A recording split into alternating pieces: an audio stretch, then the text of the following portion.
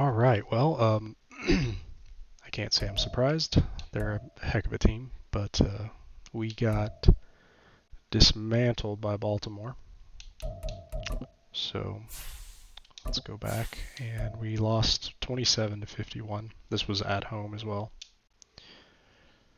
So 532 total yards for Baltimore, 422 for us. So the offense moved the ball, but we were behind most of the game. Um, Passing the ball, we threw some picks late, trying to make up for the fact that we were behind, so I'm not worried about Burrow. Um, a lot of those yards, though, came in kind of garbage time.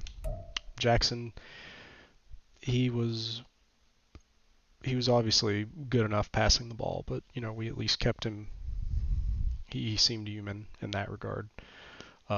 You'll see Browning got some snaps. That was because Burrow got hurt on the last drive, so next to last drive actually. But rushing is where it really got out of hand. So 10 rushes, 218 yards, 2 touchdowns for Lamar Jackson. He broke like 2 70-yard runs. It was ridiculous. Mixon had a good game. The other two backs for Baltimore also ran the ball really well. Tyler Boyd had a really good game. Chase Smith, decent game. Although he did have a really big drop that would have kind of, I think, swung the game a little bit earlier, but but not bad. Andrews hurt us as he always does.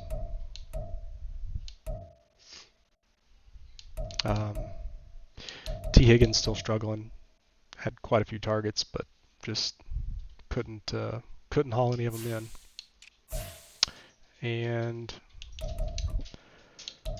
3 sacks allowed by the offensive line.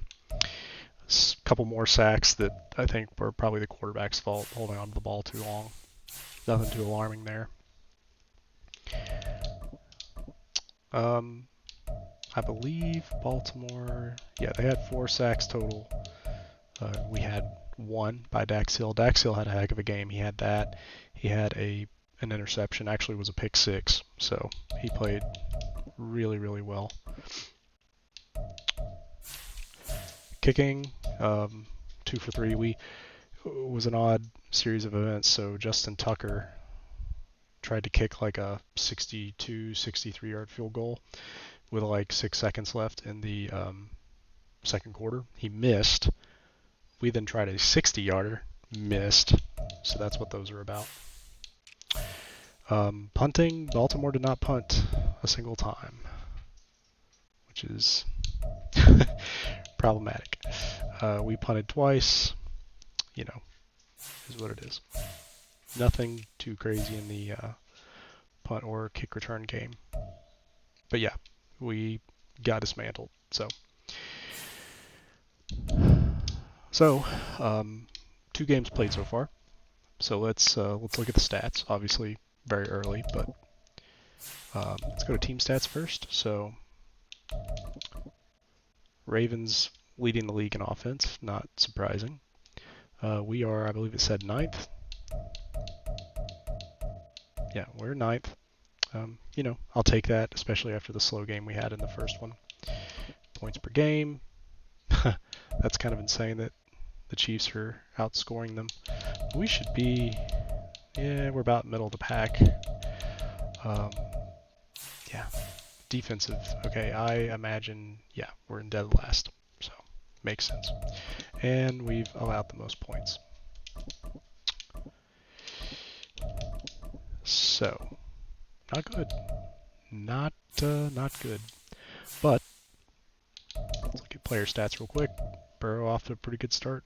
Completion percentage is a little low, but 549 yards, 5 TDs, 2 interceptions. Mixon. Yeah, I mean, this all looks about like what you would expect.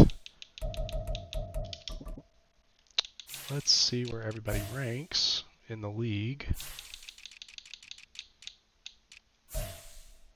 Yeah, so Burrow's 3rd in passing yards, tied for 3rd in passing touchdowns. So That's all well and good. Pretty crazy, but Lamar Jackson is leading the league in rushing as a quarterback.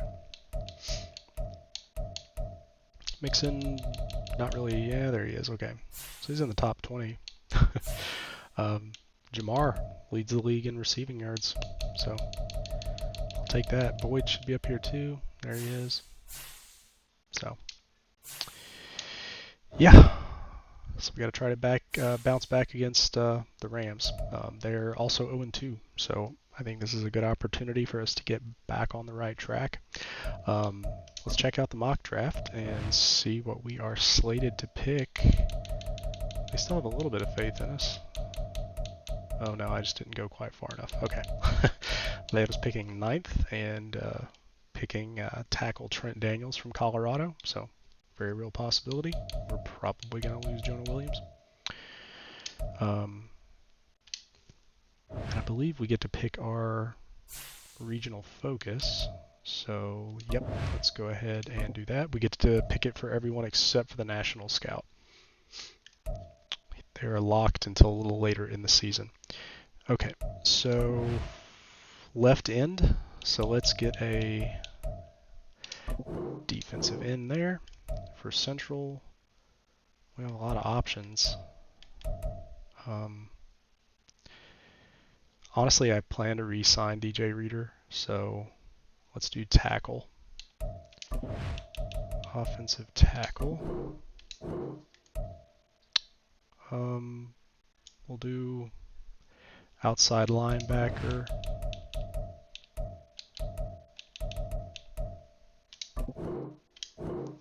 And corner.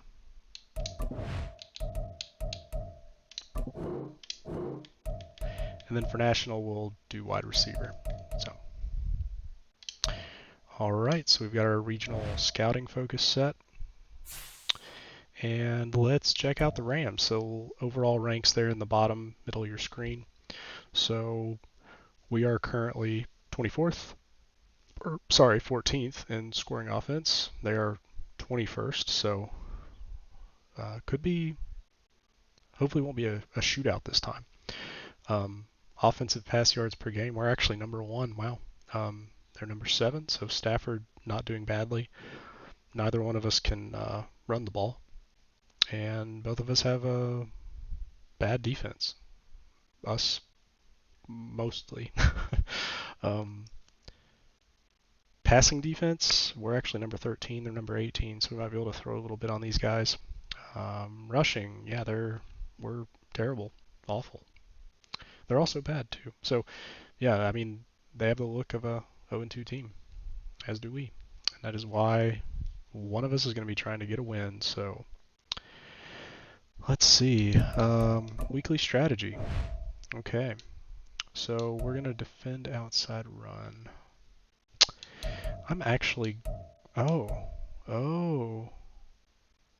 Stafford's hurt. Let's explore this. That's interesting.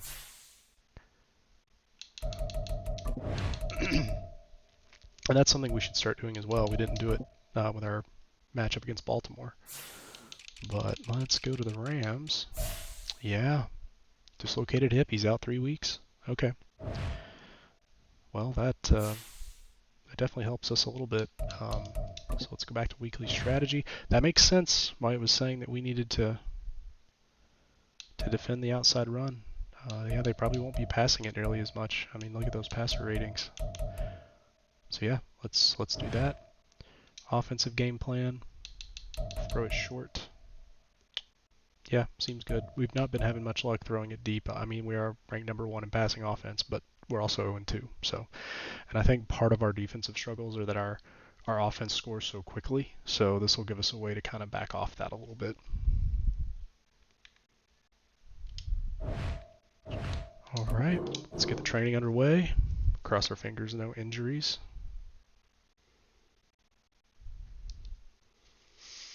All right, so on the offensive side, we are good. And now check out defense.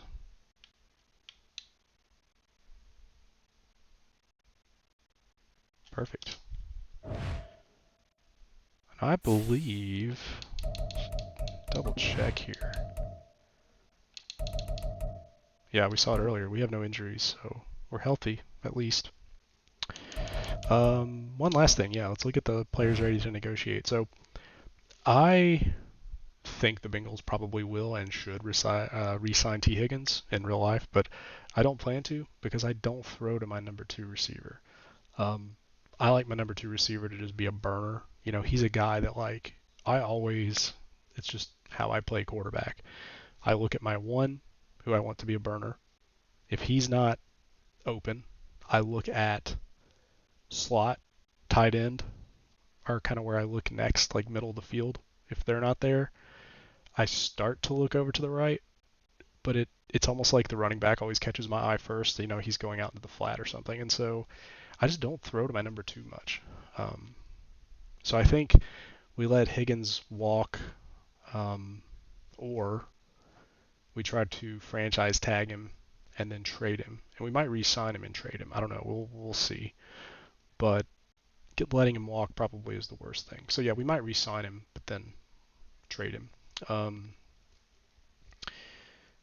And we'll draft a fast guy or we'll sign like a fast guy.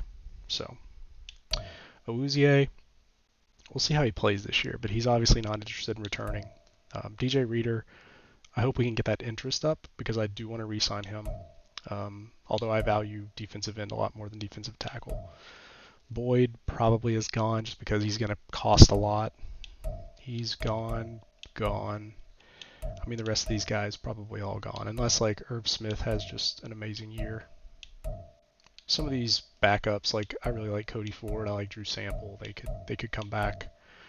Tanner Hudson, and then we'll of course accept Jamar's option.